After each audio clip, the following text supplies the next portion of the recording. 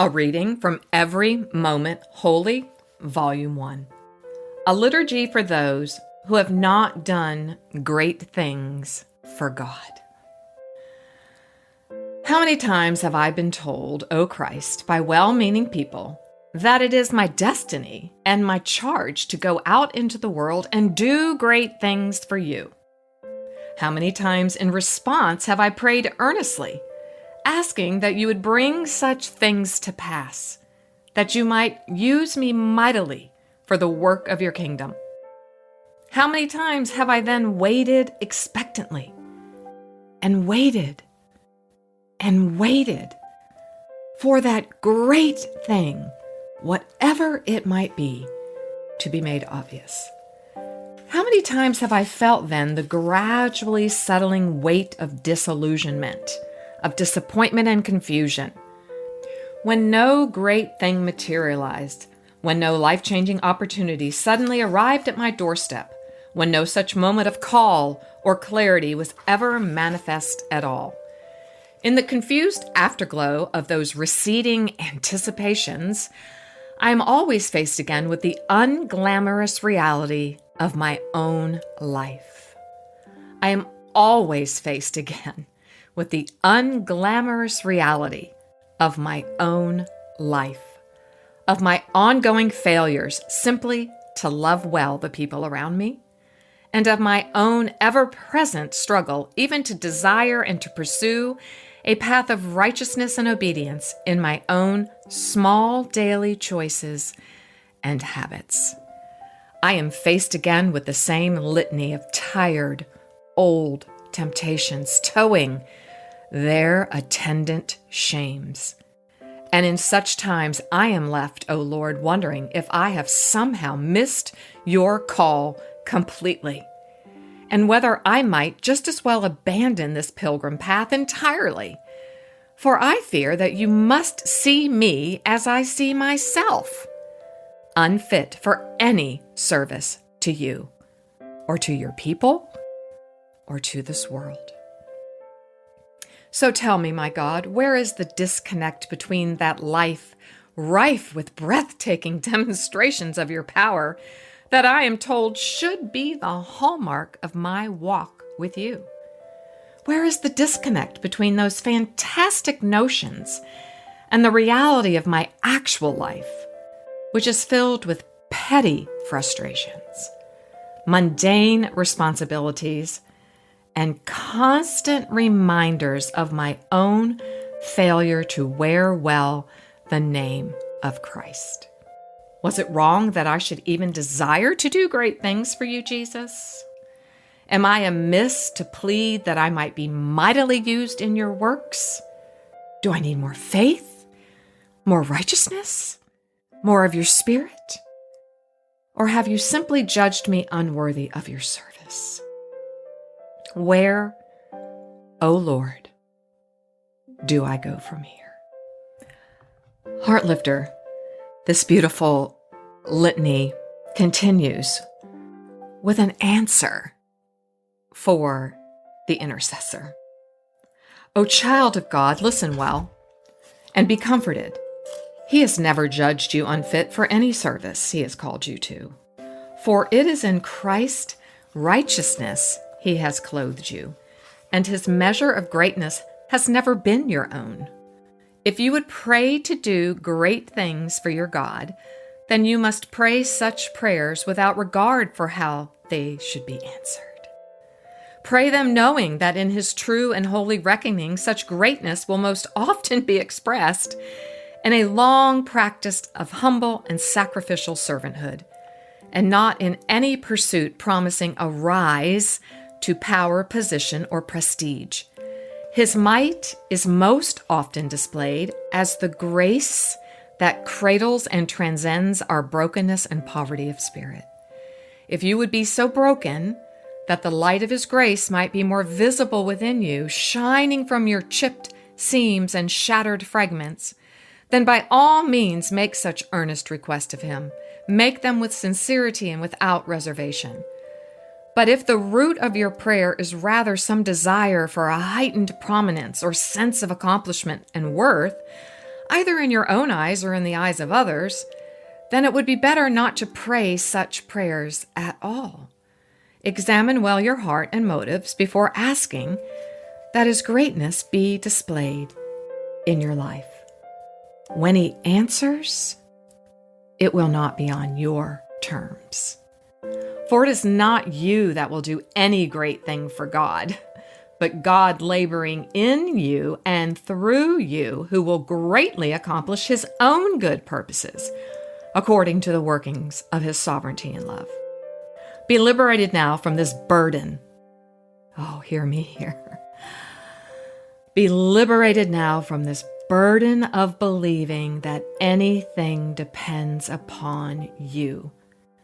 And so be liberated at last to give yourself to His joyful service in grateful response for the grace He has lavished upon you. You have till now been too invested in the results of your own efforts, as if those outcomes were a thing you could ever know or measure in this life.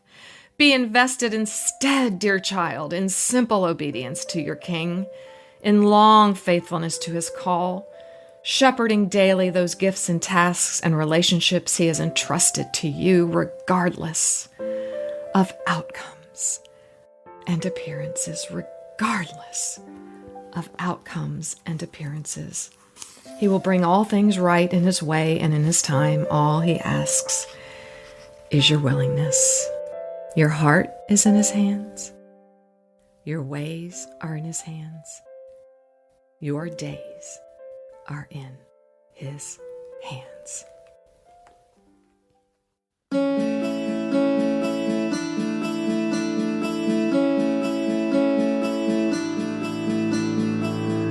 Sometimes the story we tell ourselves is not really true. Sometimes the story others tell about us is not really true. Here on today's Heart Lift with Janelle, we are going to learn how to rewrite our story. So pick up your favorite pen and journal, grab a cup of something delicious, and start your heart-lifting journey towards living a meaningful life.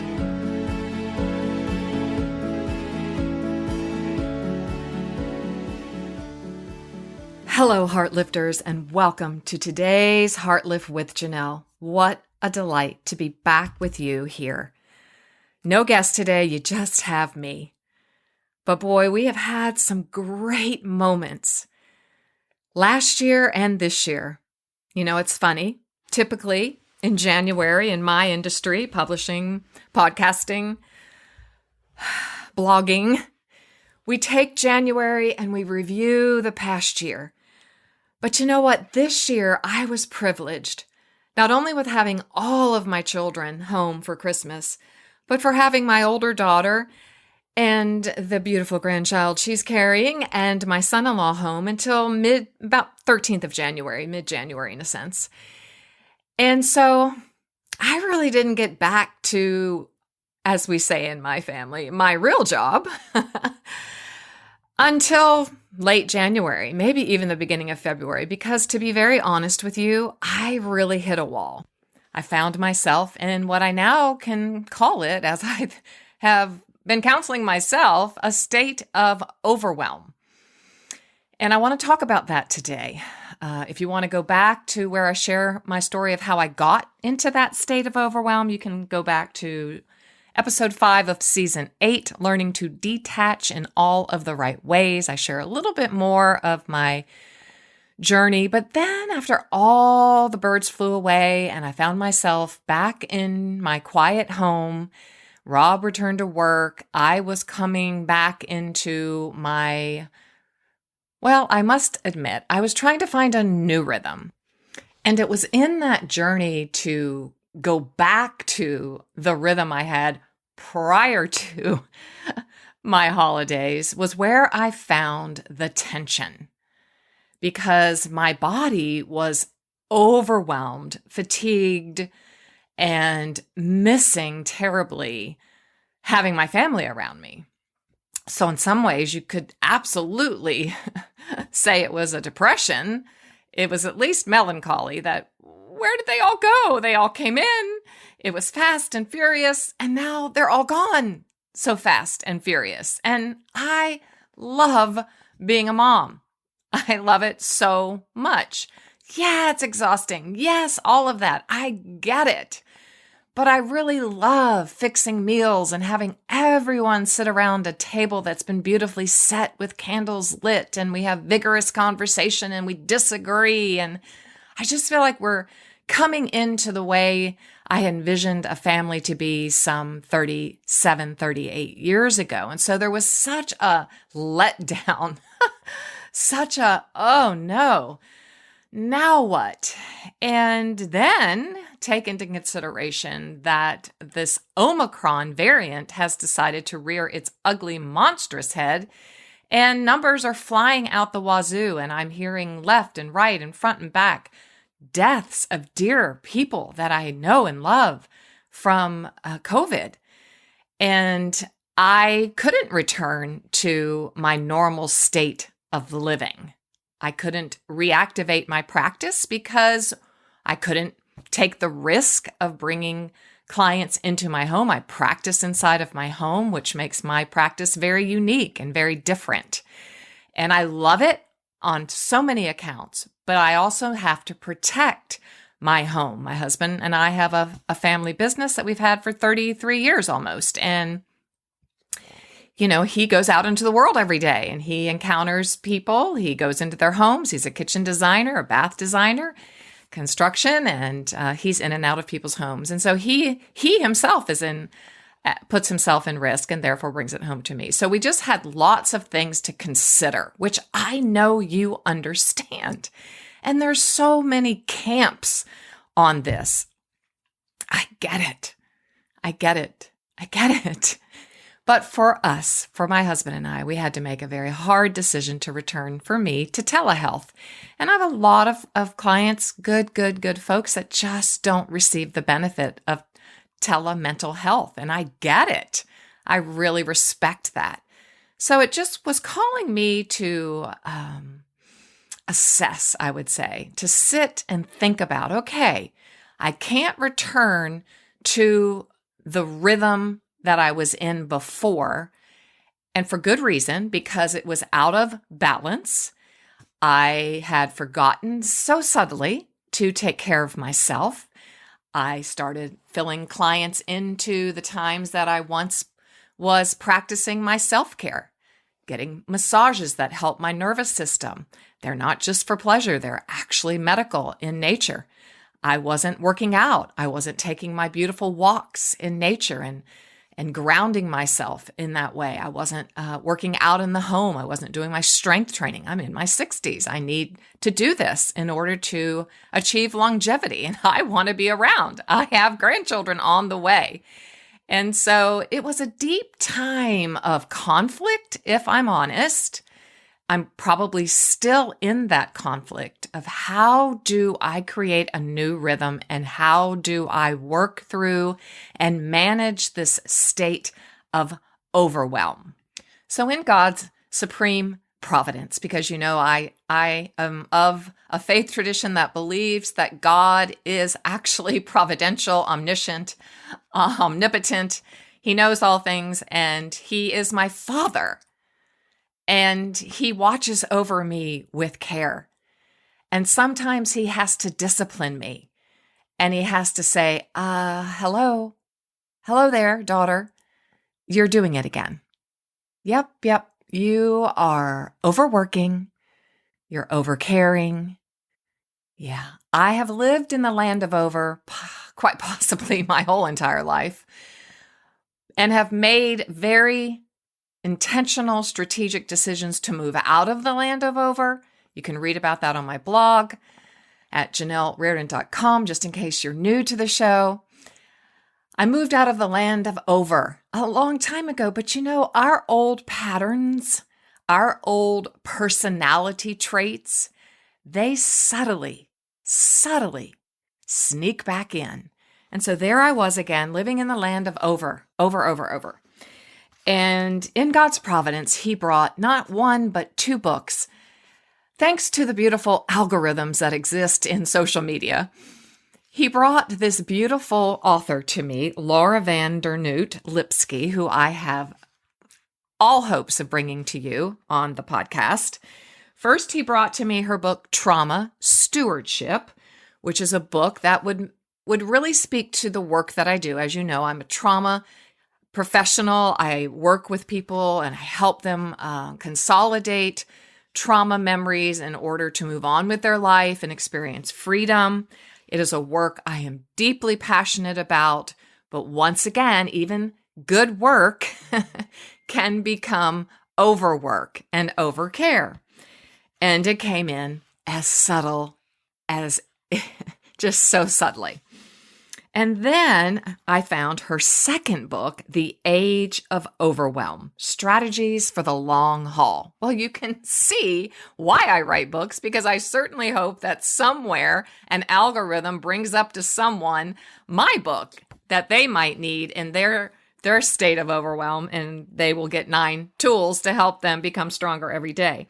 So in The Age of Overwhelm, I have highlighted maybe every other sentence, but I wanted to read to you a couple of those highlighted segments because I think that they are going to be very, very helpful.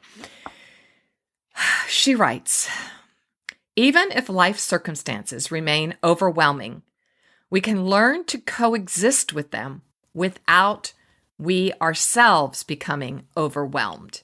Let me speak that again.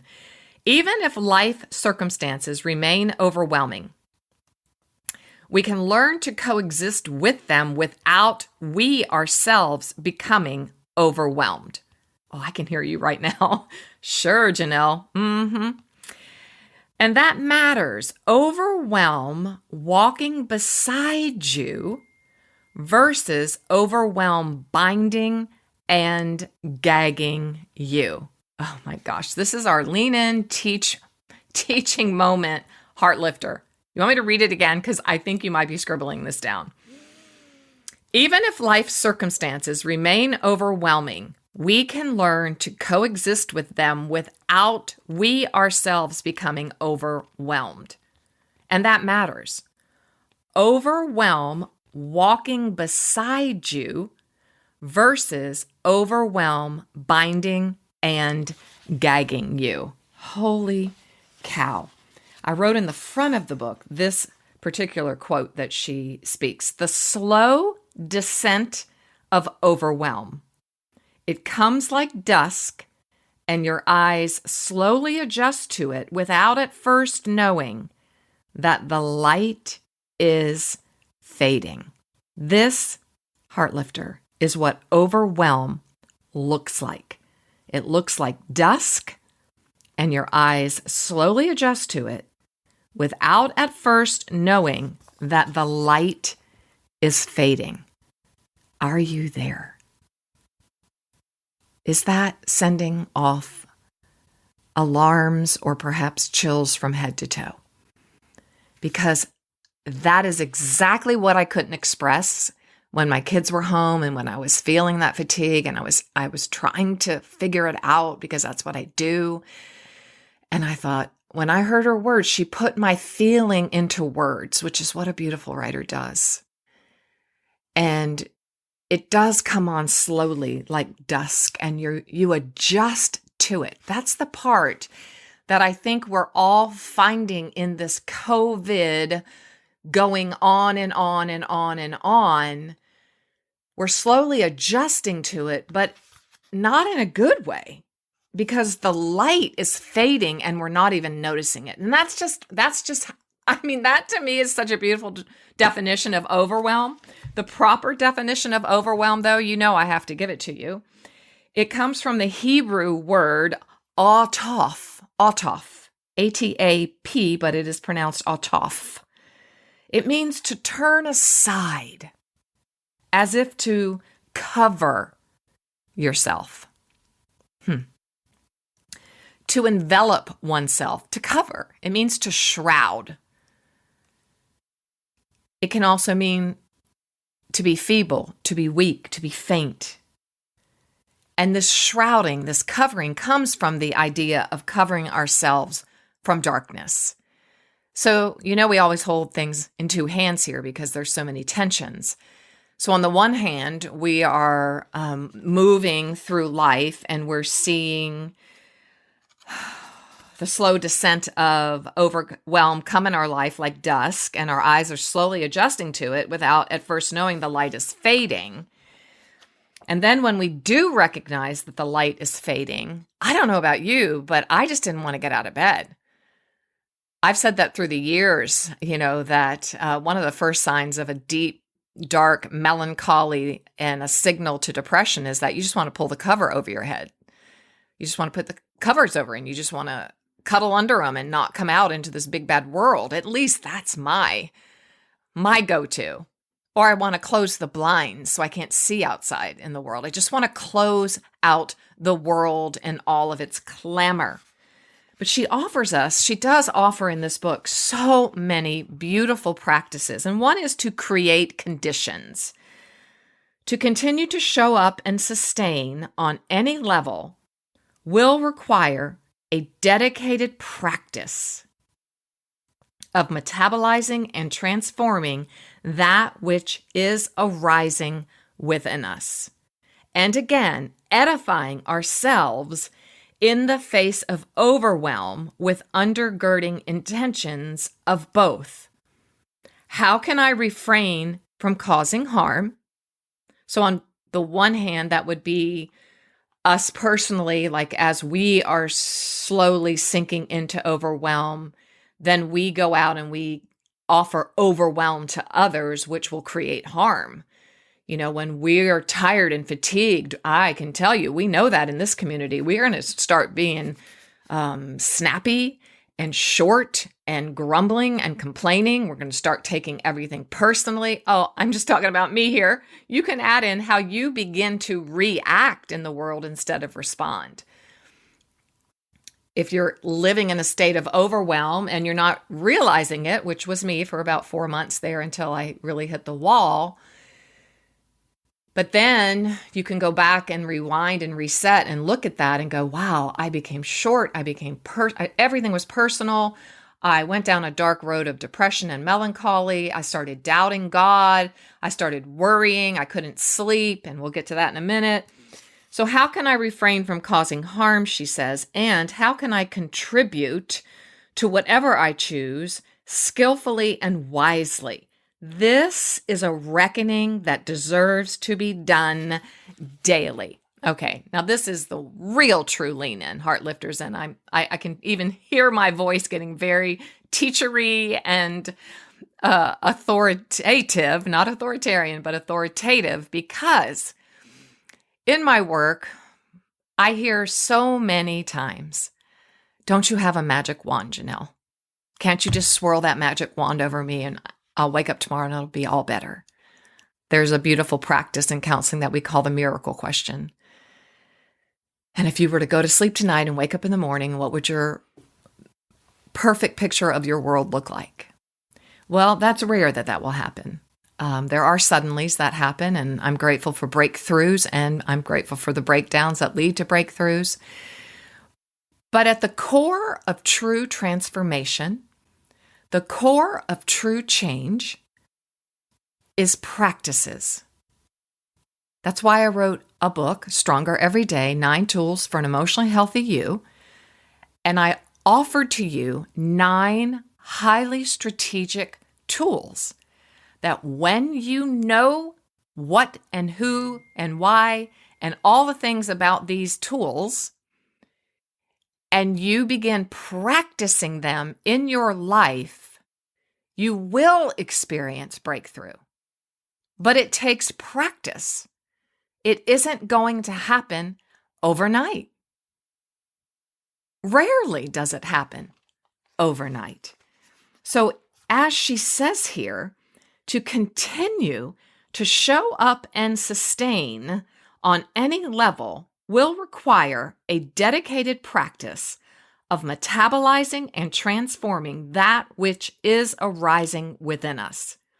And again, edifying ourselves in the face of overwhelm with undergirding intention. This is a reckoning that deserves to be done daily. We have to create conditions to alleviate suffering and contribute toward right speech. Man, she is speaking to our threefold cord here. We have to make strategic decisions on a day-to-day, sometimes minute-by-minute decision towards right speech, right conduct, and right action. To be able to bring our A game, we must continue to reach for and inhabit, where possible, some equanimity. And equanimity is just stability, where we're bringing our nervous system into that beautiful state of calm and ease. I know it's easier said than done, but what took my breath away was her affirmation of the work we do here in this community, that we have to practice a healthy sense of self, healthy behavior patterns, and healthy communication skills. They don't just happen. And so I hear frustration in clients' voices that their healing, their emotional healing, their new life, their new way of being isn't happening as quickly as they would like it. I get that.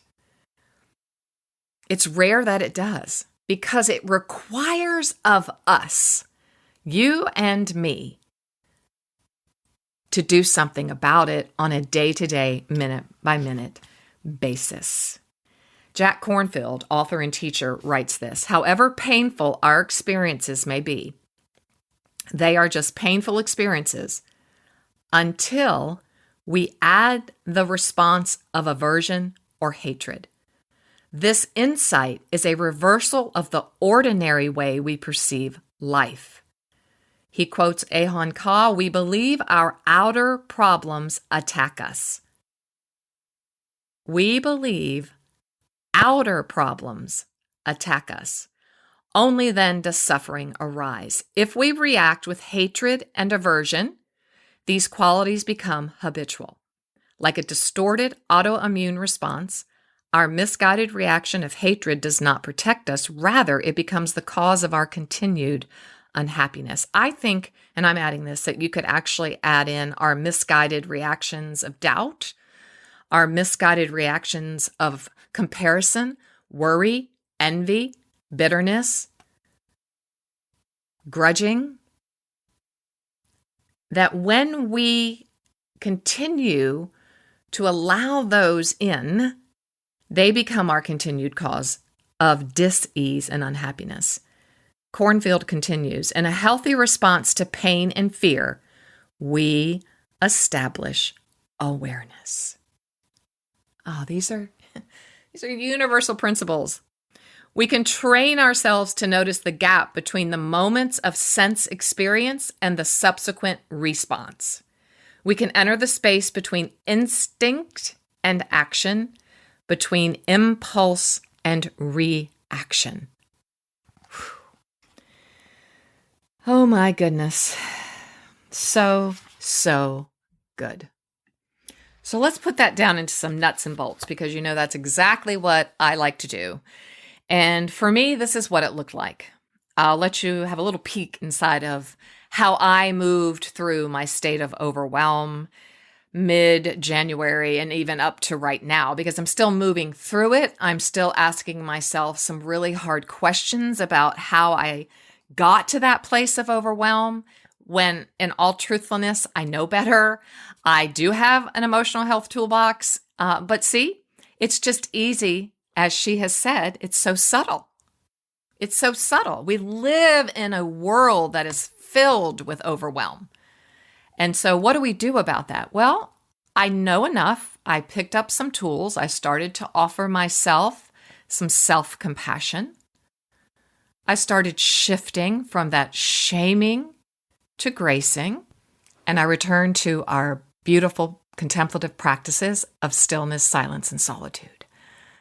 I had already been creating a space in an upstairs room of my home for taping the podcast and making YouTube videos. And so it's a lovely little space, and I feel safe and secure, and it's so beautifully warm and sunny when it's sunny outside in the mornings. And I returned and I started sitting and being quiet. And as uncomfortable as that is for many of us, I returned to that place because that is probably the place where all of my transformation takes place. It's in the presence of God. I remembered Psalm 61:2. When my heart is overwhelmed, lead me to the rock, capital R, that is higher than I. That's the psalmist David crying out to God when my heart is overwhelmed. And we've already said that overwhelm means when I'm covered, when I'm completely languishing in the darkness that is coming over me so subtly. I'm going to run, I'm going to go, I'm going to get to the rock that is higher than I am. I'm going to turn to God who sees from a vantage point I can't see from. It helps me remember. It brings a state of humility and that I'm not all that I think I am. I love the way that Laura writes in The Age of Overwhelm. She asks us to come to a state of less attachment and more curiosity. When she speaks of attachment here, she's speaking in my language, disordered attachments. Just a short review here. When we have secure attachment, when we know who we are, when we know whose we are, when we know we're seen, we know we have value, worth, and dignity, we don't need to look outside of anything else than our own hearts to have a sense of value or a sense of worth or a sense of dignity. Well, I had forgotten that. All of a sudden, my work was once again becoming a disordered attachment. It was. What is a disordered attachment in your life? Is it being a mom? Is it being whatever? Attachment presents in many ways, she writes. We may be attached to our identity, whether that is a community organizer, a caretaker, whether it's about being popular at school or serving in the military, or if we identify as a parent or a surgeon or a manager. There's an edge to distinguish here between pride and perspective about one's role versus attachment. It's the distinction between a sense of, I show up every day, I do the best I can, but this doesn't define me. And those of us who have more of a clenched jaw when talking about how we make our way through the world, either because we are fiercely attached to our identity or sometimes because our identity eludes us. She continues, when we become attached to our identity and apply a storyline to it, we set ourselves up. We may need to untangle or detach. Be sure to return to Season 8, Episode 5. We may need to detach to gain a healthier perspective. She writes that their club swim coach even instructs the eager, dedicated young athletes, swimming is what you do. It's not who you are. If everything in our life gets stripped away, what will surface? So I returned and I'm continuing to ask myself these questions that she offers us. Why am I doing what I'm doing? Is this working for me? Where am I putting my focus? 3 critical questions. So I want to offer to you another beautiful tool that has come into my life. And at the beginning of the year, I told you that I felt like receive was my word for the year. I love to pray and consider what would be my one word for the year. And I do believe that receive has framed the beginning of this year for me. To receive love, to receive grace, to receive mercy, to receive a call back to balance, to receive acceptance in the eyes of God, not for what I do, but for who I am, to receive joy unspeakable and full of glory, not because of what I do, but because of who I am, to receive peace, to receive the living water, to receive God's presence, and that I can just be in His presence and be loved and cared for and seen and known for who I am and not for what I do. You can fill in your blanks. I'm just sharing from my heart. And as I reviewed, as it's proper to do at the beginning of the year, as I reviewed all of our beautiful podcast episodes, I started to see a theme emerge, and I'm going to close with this today and invite you into what I feel is perhaps a second word that is going to frame my year, and that word is reimagine. Reimagine.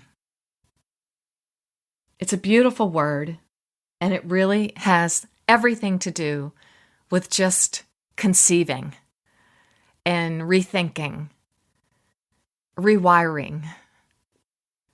But I love that its root is in conception, the flow of conception in your life. What do you want to see birthed in your life? And I saw this theme through these beautiful episodes, beginning with Kayla Craig. And Kayla invited us in her beautiful work to light their way, to reimagine prayer, to reimagine this beautiful conversation that we can have with our God, to reimagine that at times we're going to borrow prayers that have been written as liturgies and litanies. In her beautiful book, To Light Their Way, there are so many. And she invited me into a beautiful new exercise of breath prayer and how to reimagine the role of prayer in my life. And I started our episode off today with a beautiful prayer from Every Moment Holy. So when we can't pray ourselves, we can borrow prayer, or we can just have a short breath prayer to just center ourselves and to bring ourselves to that state of equanimity that we're talking about here today.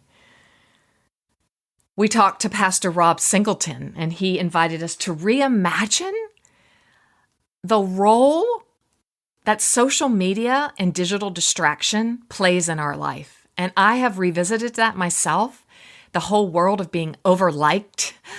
There's that over again of my dependency, especially in my craft and the industry in which I'm in, how dependent I am on numbers. And even if that's vital in that I have to tell editors what my numbers are, am I dependent on that, or am I truly just dependent on God? How much time am I giving in my life to social media? Is it really is it what I value, or am I going against my value? And so he's helping me reimagine how much time and energy and space I want to give to that instead of the deep work that I perhaps feel so called to do. Dr. Chinwe Williams invited us to reimagine what it means to be seen in this world. I can't stop thinking about her work. And I've revisited that episode myself. Lori Wildenberg, a close friend, invited us to reimagine our past behaviors. And she was so vulnerable in sharing with us her journey with her own daughter through the dark, dark valleys of depression, suicidal ideation, anxiety, and decisions that she had made in her life that now she wishes she could have redone. Well, she's revisiting them. She's resetting them. And that's all we can do, because we learned that regret is, fully embracing decisions we made in the past, but then doing better in the future.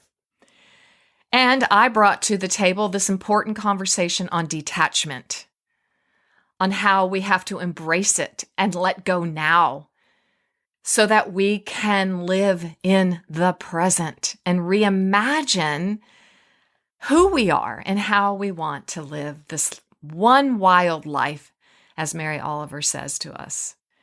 And then Gary Thomas in our last episode brought to us a reimagining of our most intimate relationships. We did talk about marital sex, but if you are single or divorced or separated, this is a reimagining of how you want true, intimate relationships in your life. And even when he talked about blocks to intimacy, bedroom intimacy, we can apply that to blocks in intimacy in all of our relationships. And so today I invite you, dear Heartlifter, as we close, I invite you to reimagine your life, your one wild life. How do you want to live this one wild life God has given you?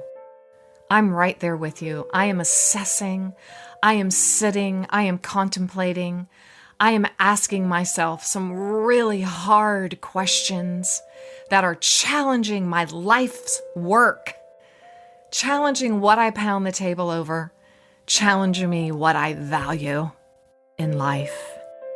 So I'm going to end with a reading of Psalm 61 from the beautiful David. He writes, "Hear my cry, O God, listen to my prayer. From the end of the earth I call to you when my heart is faint. Lead me to the rock that is higher than I. For you have been my refuge, a strong tower against the enemy of Overwhelm." I add that. "Let me dwell in your tent. Let me dwell in your presence. Just let me be with you forever. Let me take refuge under the beautiful, powerful shelter of your wings." Selah. Think about this. Take a minute. "For you, O God, have heard my vows." Oh, friend, Heartlifter, I've made vows to God.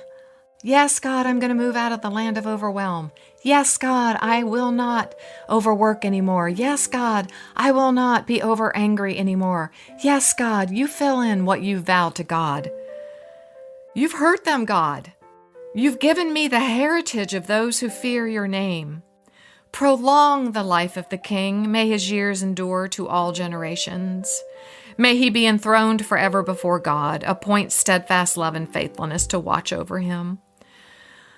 Oh, this verse 8 got me. "So will I ever sing praises to your name. So will I ever sing praises to your name."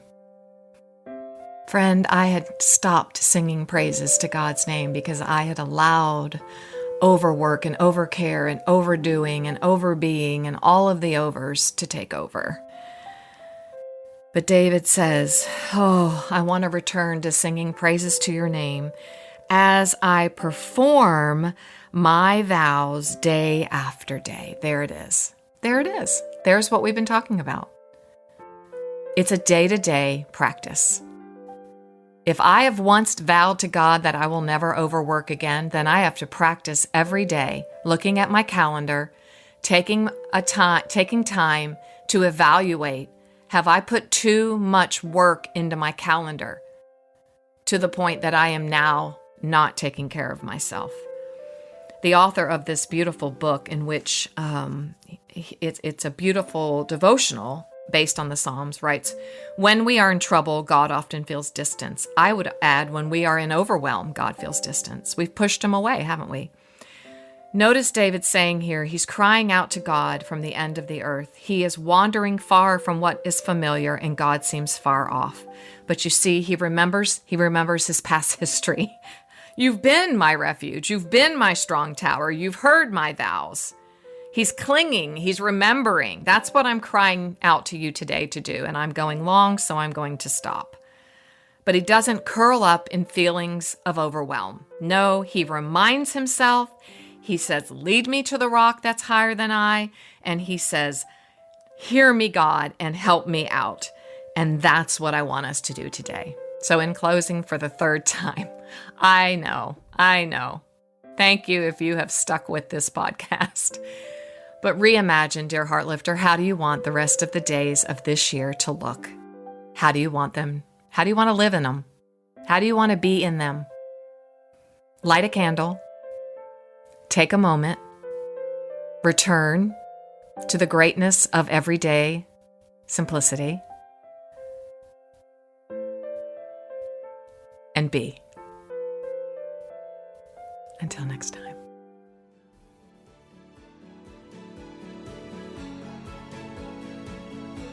Thanks for listening today. It was great having you here.